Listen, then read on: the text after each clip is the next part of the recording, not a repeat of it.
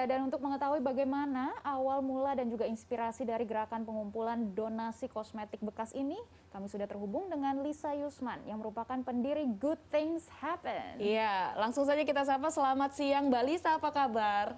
Halo, selamat siang Mbak Begi, Pak Faransa. Iya, Apa kabar?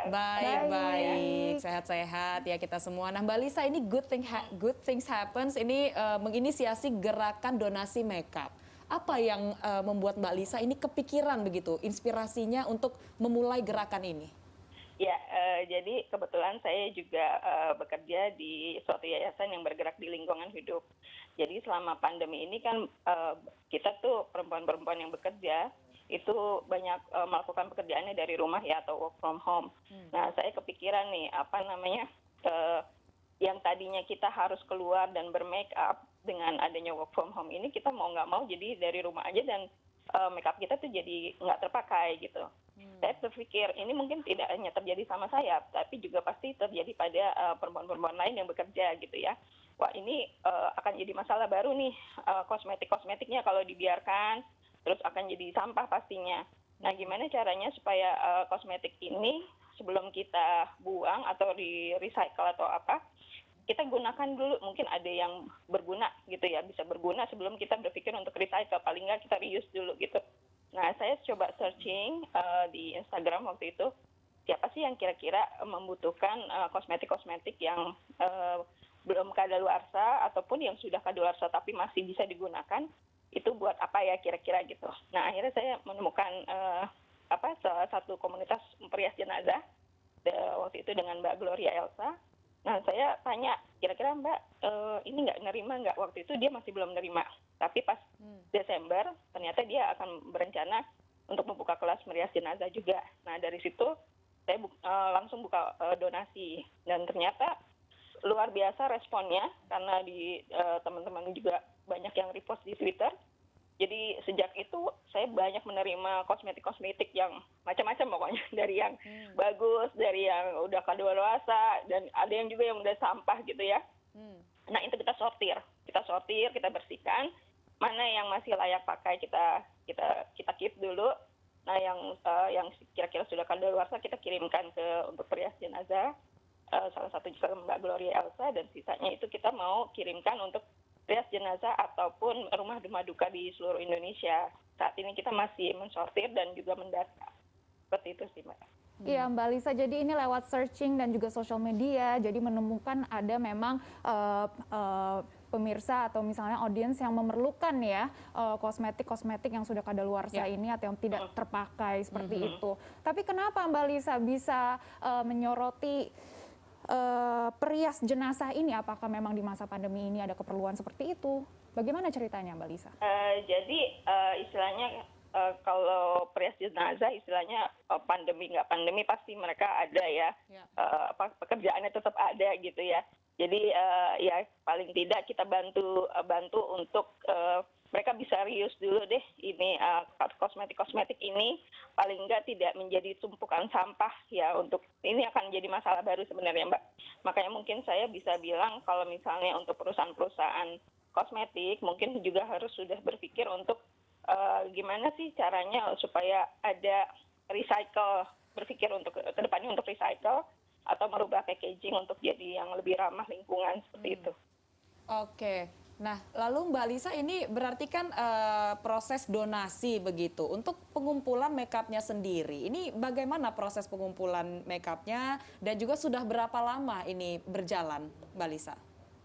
Jadi saya buka open donasi itu di awal Desember. Jadi kita mulai terima itu sekitar pertengahan Desember. Itu langsung membludak tuh.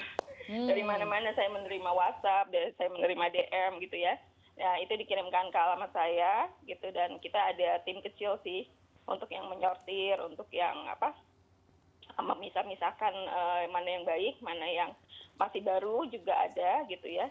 Nah, yang masih baru ini kita gunakan untuk kebutuhan merias disabilitas. Iya Mbak Lisa, kalau tadi dibilang ini makeupnya sudah kadaluarsa, tentunya kondisinya juga pastinya bermacam-macam ya Mbak Lisa. Nah, apa saja syarat atau kondisi khusus nih untuk make up yang bisa didonasikan? Ya, jadi kita jelaskan ke mereka yang mau mengirim itu kalau bisa, kalaupun sudah kadaluarsa itu tidak berbau dan berjamur dan tidak rusak ya atau pecah gitu ya. Nah, terus kita juga tidak menerima skincare karena skincare itu kan kita juga jarang gunakan juga, kalau udah expired kita nggak bisa gunakan. Ya, Bisa itu. oke, Mbak Lisa, nah tadi kita lanjutkan lagi ya obrolannya. Tadi sudah berbicara mengenai prosesnya. Ini seperti apa proses pengumpulan makeupnya dan juga yang membuat Mbak Lisa ini akhirnya bisa membagikannya itu seperti apa? Apakah ada tantangan-tantangan yang dihadapi dalam proses penyaluran makeup khususnya di masa pandemi kan? Semuanya terbatas begitu. Iya, jadi setelah kita terima kiriman-kiriman dari sahabat-sahabat yang sudah berkenan berdonasi, kita sortir, dan memang saya juga banyak sih menerima message ya lewat Instagram.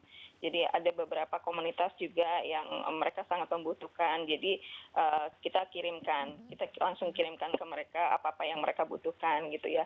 Ada banyak komunitas, baik dari teater juga ada karena mereka butuh ya pada saat untuk nanti tampil. Juga ada komunitas dari Transpuan di Jakarta yang mereka juga mencari nafkah dari makeup, dan saat ini mereka terimbas pandemi karena tidak mampu ya untuk membeli makeup yang mahal, lumayan mahal kan saat ini gitu. Ya. Jadi ya kita mendata sih Mbak siapa-siapa aja yang membutuhkan dan kita kirimkan seperti itu.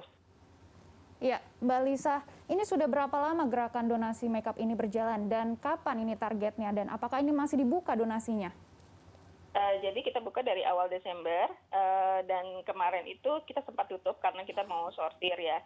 Cuman kadang-kadang ada yang mengirim tanpa menginformasikan terlebih dahulu. Jadi ya mau nggak mau ya kita harus terima kan ya gitu ya. Jadi tetaplah kita tetap kita terima.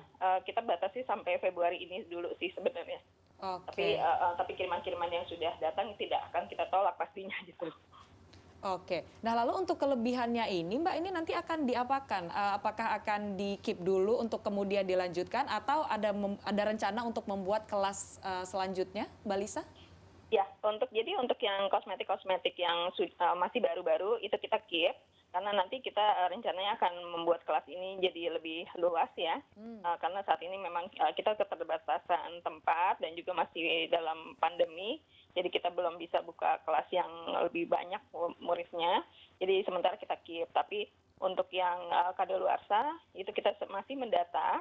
Jadi kita akan tetap merencanakan untuk bisa mengirimkan se-Indonesia seperti itu untuk baik rumah duka atau perias jenazah yang membutuhkan.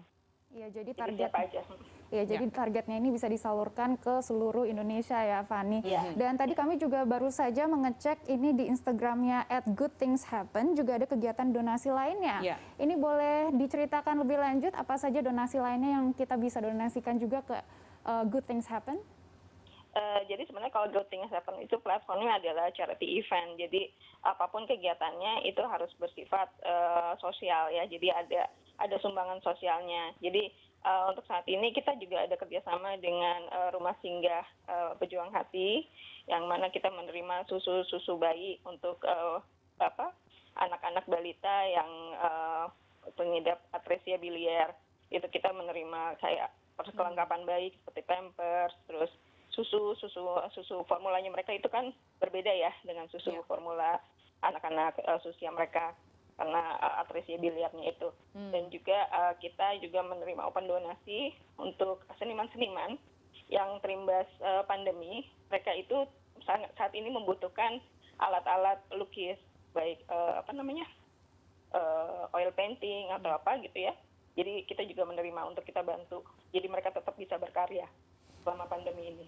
Oke, nah berarti memang dibuka untuk donasi banyak sekali ya, termasuk alat lukis dan juga tadi ada kebutuhan bayi atau balita begitu ya. Nah, Mbak Lisa ini kembali ke donasi makeup. Jika kita ingin mendonasikan makeup, ini bagaimana prosesnya? Harus dikirimkan kemana dan caranya seperti apa, Mbak Lisa? Bisa langsung ke alamat yang saya tulis di Instagram, atau bisa DM langsung sih sebenarnya. Jadi nanti saya kirim alamat saya langsung ke mereka, terus bentuknya apa aja yang saat ini kita butuhkan gitu. Jadi boleh langsung DM atau bisa WhatsApp melalui saya. Ya, Mbak Lisa, mungkin terakhir ini harapan gerakan donasi kosmetik ini seperti apa? Dan tentunya bukan hanya donasi kosmetik sendiri ya, tadi juga ada kegiatan donasi lainnya. Harapannya untuk bangsa Indonesia ini seperti apa, Pak? Jadi saya ingin di saat pandemi ini kita tetap punya semangat untuk bergerak ya. Paling tidak kita tidak berpangku tangan dan paling tidak kita harus saling bahu-membahu untuk membantu sesama. Sekecil apapun itu bantuan sangat berarti saat ini. Karena kita tidak boleh egois hanya memikirkan diri sendiri, tapi masih banyak teman-teman kita di luar sana yang membutuhkan bantuan kita. Jadi harus tetap semangat, tetap positif dan tetap berjiwa sosial. Iya, betul sekali Mbak Lisa, karena apalagi di situasi sulit ya seperti sekarang ini, berbagi energi positif itu sangat-sangat diperlukan tentunya untuk membantu kita lebih ringan begitu menjalani dan melewati hari-hari. Terima kasih Mbak Lisa Yusman, pendiri Good Things Happen, sudah bergabung hari ini bersama kami di After 10.